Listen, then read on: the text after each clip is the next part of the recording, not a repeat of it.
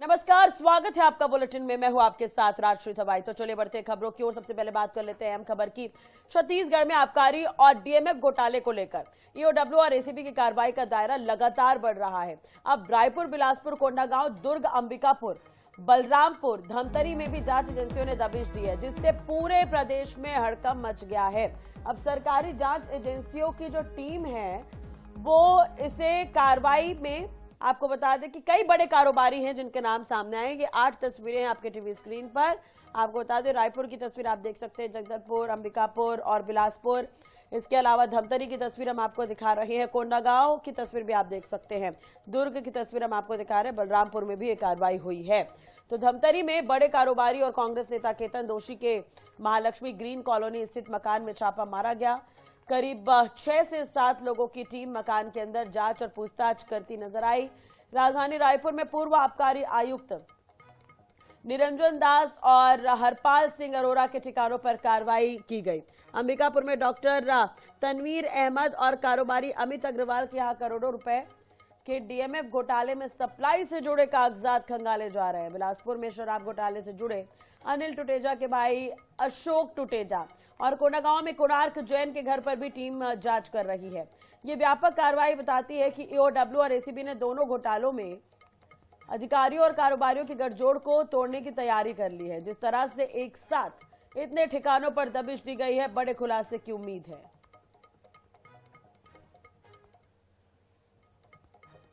इधर मौलाना अरशद मदनी के बयान पर बवाल। अल फलाह यूनिवर्सिटी के हिमायती बने मदनी। संस्थापक जावेद अहमद सिद्दीकी को लेकर उन्होंने बयान दिया है। तो ये बड़ी खबर हम आपको बता रहे हैं। कार्रवाई को बताया मुसलमानों के खिलाफ साजिश, मुसलमानों को खत्म करने की कोशिश हो रही है, मदनी ये कहते हुए नजर आए। मुसलमान न्यूयॉर्क और लंदन की मेयर बन सकता है, देश में मुस्लिम यूनिवर्सिटी का वाइस चांसलर नहीं बन सकता, बनेगा तो अंजान आजम खान जैसा होगा। तो आतंकी डॉक्टरों का अड्डा बनी अल फलाह यूनिवर्सिटी की हिमायत मौलाना अरशद मदनी को लेकर यह बवाल मच गया है। उनका कहना है कि देश में मुसलमानों के खिलाफ साजिश हो रही है। सरकार चाहती है कि हमारे पैरों के नीचे से जमीन खिसक जाए। उन्होंने ये भी कहा कि कुछ हो रहा है जो भी उसे देखकर ये लगता है कि जैसे सांप्रदायिक ताकतें इस्लाम और मुसलमानों दोनों को मिटाने पर तुली हुई है। अल फलाह यूनिवर्सिटी और उसके संस्थापक जावेद अहमद सिद्दीकी पर कार्रवाई के सवाल पर मदनी ने कहा,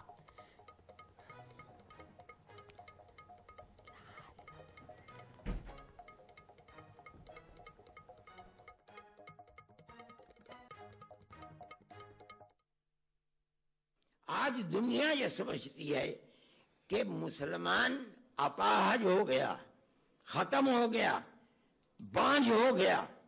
मैं नहीं समझता हूं ये बात। क्या बात है कि आज दुनिया का मुसलमान एक आदमी न्यूयॉर्क का मेयर बन सकता है, ममदानी लंदन के अंदर मेयर बन सकता है, एक खान हिंदुस्तान के अंदर किसी मुस्लिम यूनिवर्सिटी का कोई आदमी वाइस चांसलर नहीं बन सकता, और अगर बनेगा तो आदम खां की तरह जेल के अंदर जाएगा, इकबाल की तरह औलाद जेल में डाल दी जाएगी। आज देख लीजिए अल फलाह का क्या हो रहा है,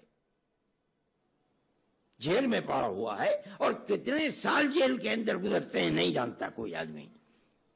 कौम, गवर्नमेंट मुल्क की आजादी के बाद इस पर लगी हुई है कि मुसलमान को सर नहीं उठाने देना है। आज उसका नतीजा है कि लोग ये कहते हैं कि मुसलमान के अंदर लीडर चाह रहे। क्या कहते हो तुम? मुसलमान कौम को बांझ थोड़े ही है, अगर नहीं थी तो वहां कैसे बन गए?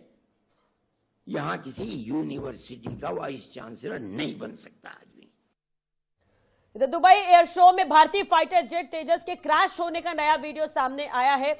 ये वीडियो एक युवक के फोन में उस वक्त कैप्चर हुआ जब तेजस फाइटर जेट एक फ्लाइंग डेमोन्स्ट्रेशन के दौरान क्रैश हुआ और आग का गोला बन गया। इस हादसे में पायलट विंग कमांडर नमांश सियाल की मौत हो गई है।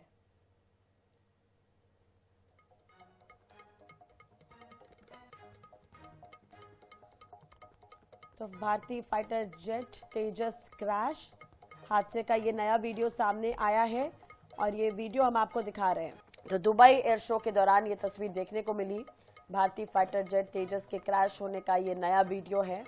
युवा के फोन में ये उस वक्त कैप्चर हुआ जब तेजस फाइटर जेट एक फ्लाइंग डेमोन्स्ट्रेशन के दौरान क्रैश हो गया। आग का गोला बन गया। इस हादसे में पायलट विंग कमांडर नमांश स्याल की भी मौत हो गई। इसका वीडियो ये सामने आया है। फाइटर विंग कमांडर नमांश स्याल जिनकी मौत हो गई इस पूरे घटनाक्रम में। दुबई में ये शो जिस दौरान ये तस्वीरें सामने आई है।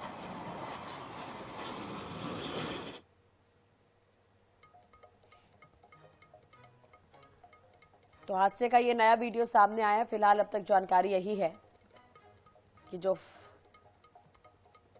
फाइटर जेट है वो क्रैश हुआ और उसके बाद कई तरह के वीडियो सामने आए हैं। एयर शो हो रहा था, उस दौरान ये पूरा हादसा हुआ है।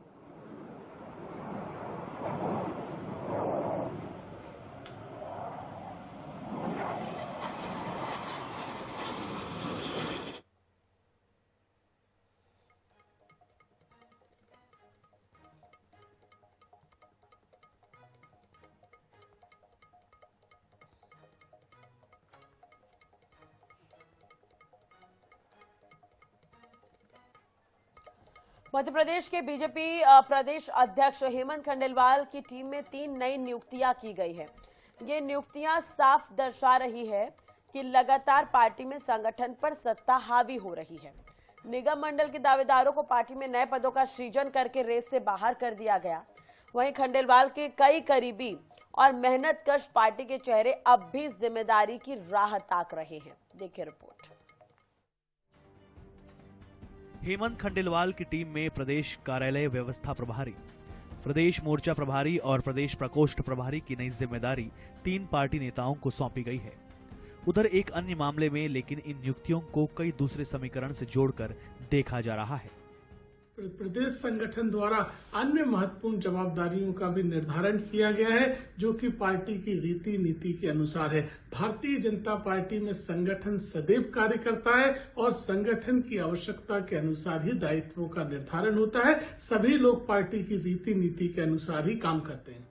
प्रदेश अध्यक्ष खंडेलवाल द्वारा जारी नियुक्ति पत्र के अनुसार प्रदेश मोर्चा प्रभारी की जिम्मेदारी मनोरंजन मिश्रा को सौंपी गई है। मिश्रा बीजेपी के सभी अलग अलग मोर्चा के प्रभारी के रूप में काम करेंगे। प्रदेश प्रकोष्ठ प्रभारी का जिम्मा आशुतोष तिवारी को सौंपा गया है। तिवारी भी मिश्रा की तरह बीजेपी के सभी प्रकोष्ठों के प्रभारी के रूप में जिम्मेदारी निभाएंगे। संगठन में जितेंद्र लिटोरिया को भी महत्वपूर्ण जिम्मेदारी सौंपते हुए उन्हें कार्यालय व्यवस्था प्रभारी बनाया गया है। वे प्रदेश कार्यालय के साथ जिलों के कार्यालयों की व्यवस्था का प्रबंधन भी देखेंगे। एमपी बीजेपी में शनिवार को की गई तीनों नियुक्तियां अलग अलग कारणों से चर्चा में हैं। खासतौर पर माना जा रहा है कि पार्टी ने निगम मंडल के 3 बड़े दावेदारों को अब दौड़ से बाहर कर दिया है। वहीं संगठन की बड़ी जिम्मेदारियों में भी हेमंत खंडेलवाल का कोई करीबी किसी बड़ी भूमिका में नजर नहीं आता। अनुराग मालवीय, INS 24/7, भोपाल। राजधानी रायपुर के साइंस कॉलेज की चौपाटी को लेकर बवाल थम नहीं रहा है।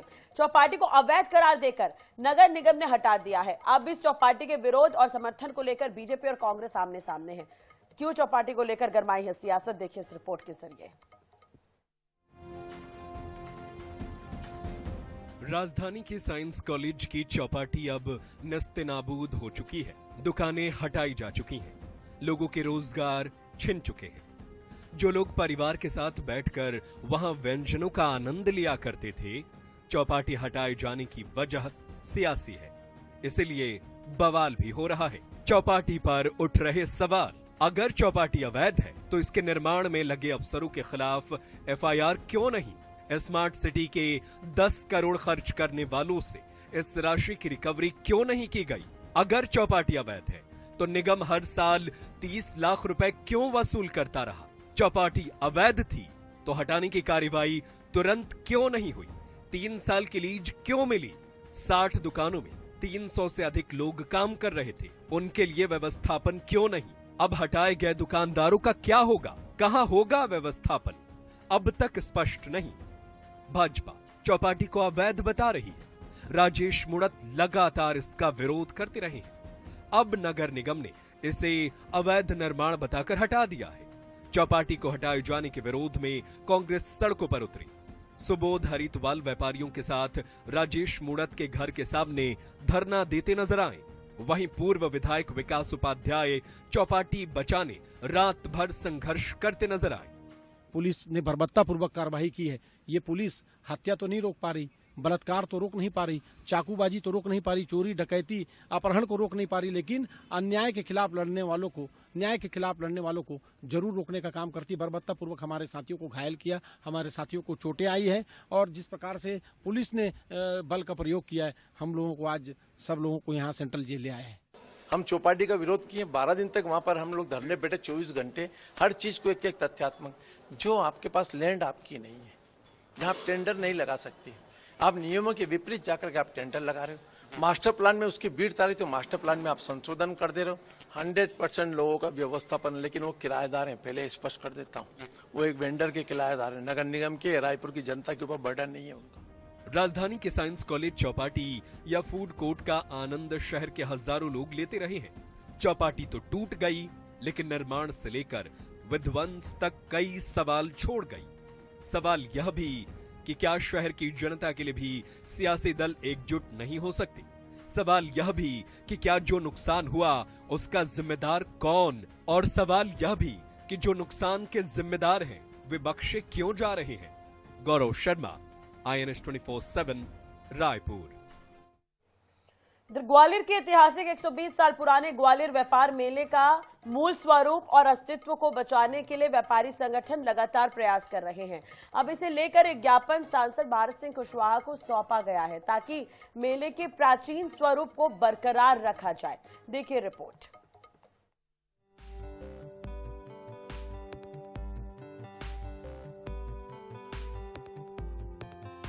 ग्वालियर व्यापार मेला 120 साल से आयोजित किया जा रहा है। ग्वालियर में आयोजित किया जाने वाला उत्तर भारत में एक बड़ा व्यापार मेला है। इसकी शुरुआत 1905 में ग्वालियर के तत्कालीन राजा महाराज माधोराव सिंधिया ने की थी। आज ये एशिया का सबसे बड़ा व्यापार मेला है, लेकिन ये मेला धीरे धीरे अपनी वास्तविकता खोता जा रहा है, जिसे देखते हुए संगठन ने यानी कि confederation of all India traders CAIT द्वारा मेला परिसर को एक मास्टर प्लान बनाने के लिए सहमति बनी। और मास्टर प्लान के बाद जनप्रतिनिधि केंद्रीय मंत्री ज्योतिरादित्य सिंधिया, विधानसभा अध्यक्ष नरेंद्र सिंह तोमर, सांसद भारत सिंह कुशवाहा, ऊर्जा मंत्री प्रद्युमन सिंह तोमर, मंत्री नारायण सिंह कुशवाहा इत्यादि से चर्चा कर मास्टर प्लान को दिखाने का निर्णय लिया है, जिसमें मांग की गई है कि ग्वालियर मेला परिसर में अत्याधुनिक सुविधाएं हो, स्वदेशी वस्तुओं का क्रय विक्रय किया जाए, ग्वालियर व्यापार मेला प्राधिकरण का गठन जल्द हो, भारतीय वायुसेना एवं BSF के कार्यक्रम होने चाहिए, अखिल भारतीय कवि सम्मेलन, अखिल भारतीय मुशायरा का आयोजन हो, राज्य सरकार और केंद्र सरकार की सहभागिता होनी चाहिए, पार्किंग की उचित व्यवस्था होनी चाहिए, अफसरों का कार्यकाल बढ़ना चाहिए। आज माननीय सांसद जी से कैट का प्रतिनिधि मंडल मिला। हमने आग्रह किया कि मेले के जो स्ट्रक्चर है उसका संधारण किया जाए। उन्होंने कहा है कि आप लोग प्लान बनाइए इसके संधारण का, और इसमें हम वर्ष भर कैसे गतिविधि संचालित कर सकते हैं उसको बनाकर दें। माननीय मुख्यमंत्री से आग्रह करेंगे और जल्दी ही मेले के लिए कुछ फंड लाएंगे ताकि मेला वर्ष भर संचालित हो सके। गेट के लोगों ने कुछ सुझाव भी दिए लिख के। हमारी बैठक विस्तार से चर्चा हुई है और मैंने ये कहा है कि माननीय मुख्यमंत्री जी से मिलकर मेला से संबंधित इस विषय पर जरूर चर्चा करेंगे। हमारा प्रयास रहेगा कि जो चर्चा हो हमारी सार्थक होगी। आपको बता दें कि ग्वालियर का ऐतिहासिक व्यापार मेला अपने प्राचीन मूल स्वरूप को हर बार खोता जा रहा है। ग्वालियर व्यापार मेला का प्राधिकरण या बोर्ड गठित न होने से मेले की व्यवस्थाएं लगातार गड़बड़ाती जा रही है। इसी को लेकर मेला बचाव अभियान और सभा भी व्यापारी संगठन आयोजित कर चुके हैं ताकि मेले के अस्तित्व को बचाया जा सके।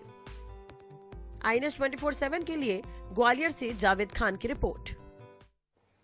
रायसेन में 6 साल की दुष्कर्म पीड़िता ने भोपाल में इलाज के दौरान दम तोड़ दिया। बच्ची से दुष्कर्म की घटना के बाद से ही स्थानीय लोग और हिंदू संगठनों में आक्रोश है। विरोध प्रदर्शन करते हुए लोगों ने गौहरगंज बाजार बंद रखा। स्थानीय लोग आरोपी को फांसी की सजा देने की मांग कर रहे हैं। इधर कई थानों की पुलिस आरोपी की तलाश में जुट गई है। पुलिस ने आरोपी पर 10,000 रुपए का इनाम भी रखा है। गौहरगंज में रहने वाला 23 साल का सलमान, जो इसका आरोपी है, बताया जा रहा है कि घर के पास खेल रही बच्ची को टॉफी दिलाने के बहाने उसने इस घिनौनी वारदात को अंजाम दिया था। आखिरकार बच्ची की मौत हो गई है। अब देखने वाली बात होगी कि प्रशासन या पुलिस कब तक आरोपी को पकड़ पाती है।